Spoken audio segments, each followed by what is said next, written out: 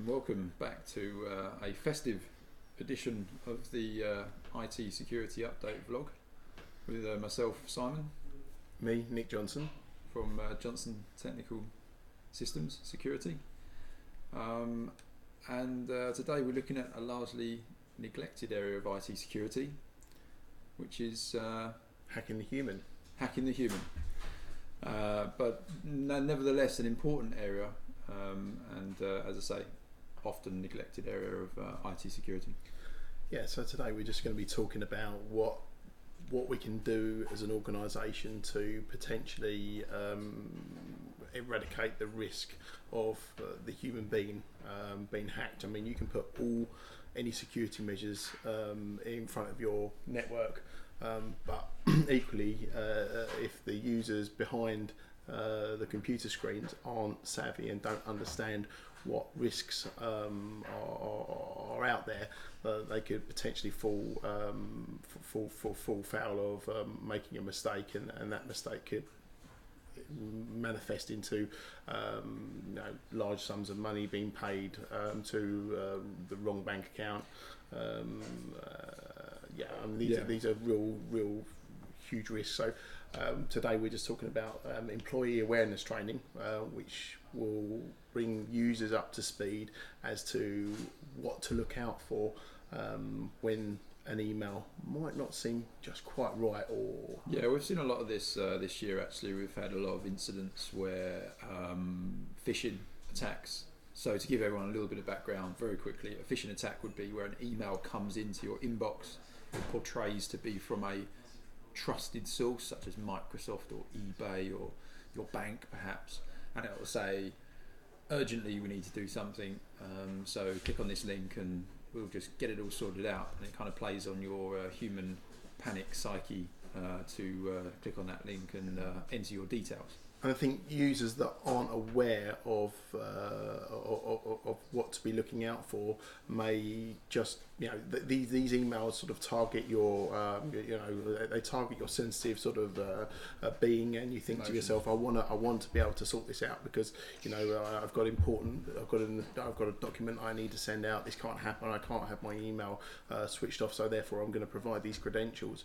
And then on the back of providing those credentials, we find that then people have access to that user's email account. They can then potentially change documents, so maybe even forward an invoice to the accounts department. This person might have some seniority within the business, as an example, and they might hold some power. So if they ask for an invoice to be paid per se, that gets forwarded into the accounts department. The accounts department don't even question the fact that this invoice has to be paid. They just pay it. And all of a sudden, a large amount of money is being paid to a fraudster, and then on the back of that, you're then fighting an uphill battle of trying to get those funds back. So I think what we're trying to do here is to make the end user aware of their responsibilities and how they should go about using a computer safely. I mean, in broad terms, if you were using something dangerous, out in the field, like a chainsaw, for example, you wouldn't just pick up a chainsaw and start cutting down a tree. So in a way, this is a similar kind of it's a tuition of how to use a computer safely before you're let loose on how to use it. Yeah, I think if you're in charge of transferring large sums of money, you definitely need to have some sort of training and be aware of all the risks that are out there. And even if you're not in charge of some important aspects, you still have a lot of access to a lot of important information, and you need to be aware that perhaps not everything is what it says it is when it comes through as an email. Sure. So yeah, definitely don't trust anything, especially if it's portraying to be from a third party. And definitely check if anyone's ever updating BACS details. Definitely phone verify that kind of stuff, because that's what we're seeing a lot of, is invoice fraud, where BACS details are getting changed and money's going in the wrong direction. So I think it's important to have some sort of policy or protocol in place if you are if it, you know, especially if it's sending money to a new supplier effectively, or always just double check you know the credentials are correct, and verify the account with before any money is paid.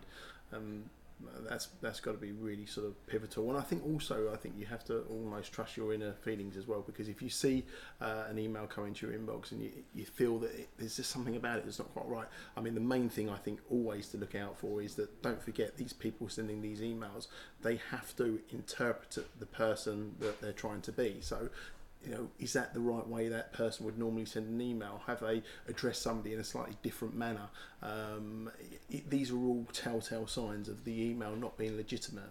So we have to be really, really sort of dialed in and focused to make sure that you know, the source of these emails are legitimate, even though it says it's come from somebody that is.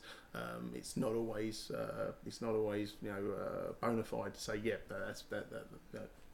that person's definitely sent that email. Double check if you've got any you know, if you've got any inkling that it's not right. Always worth checking. So what's a good you know, we've got you know 10 to 20 employees. We need to get them up to a certain standard in terms of their awareness. What's the best approach there? How do we measure and monitor that they're up to a good standard? I mean, what we're doing now for businesses is we're implementing a online e-learning platform, which is called CyberSafe, and that program, effectively you enroll all of your users within the business onto the e-learning platform. You would give the responsibility of managing the tuition to a management member of staff, who can then track to make sure that everyone's doing the right amount of training, and then you can check to see if anybody's having any difficulty throughout the training process, and you can make sure that obviously everyone's completed it. It's not a huge amount of work. I mean, we're looking probably around about sort of I would say normally no more than like 10 minutes a week, but it's just online, it's intuitive, it's simple. That's the thing about it. It's there's videos to definitely intuitive, isn't it? Yeah, it's really intuitive. Videos to sort of walk you through a scenario. Then at the end of the module, you get asked to make sure that you've understood it by them giving you a scenario and how you would deal with that scenario. So it's you know, it's hands-on in that sense, though. It's not just okay, yeah, I've read all of that tick box exercise, yeah, that's done. It will challenge you to make sure you've understood what that module was all about, whether it's social engineering, whether that's you know, whether it's social engineering, obviously, and other bits and pieces. So it really sort of targets the the users to make sure they know and they have understood everything. Yeah, I think just when you're getting pulled into a scam, there's usually telltale signs, red flags, and really it's just making you aware of those red flags that you need to keep an eye out for, and keeping you aware of the developing risks. And the thing is, what you might learn one 6-month period to another 6-month period might be very different. So the risks are always changing, the attacks are always evolving. So I think the idea of this training is that you don't really ever reach the end of it. I mean, yeah, you do get to the 100% mark, but then after a certain period of time, you have to do a certain amount of retraining. And from an employer's point of view, it's very good because it will give you an overview of where all your employees are, where they're trained, at what point they're trained to, and which ones also need to do some retraining or perhaps need some extra work. Yeah, I think so. I mean, it's for me, it's a really, really sort of you know, as you said a minute ago, the goalposts are always changing. These people, these fraudsters, they're always coming up with new ideas, new scams to target the end users. So you know, like you just mentioned, you know, the training is never done. You know, this is cybersecurity isn't going to go away. In fact, you know, you can see the government is spending millions and millions of pounds, on cyber security. So, from that perspective, it's not going to go away when you see that kind of level of investment that's been thrown at this topic. So it's here to stay. And like I've said before in the past, people don't pull up outside a bank anymore in a transit van and a sawn-off shotgun.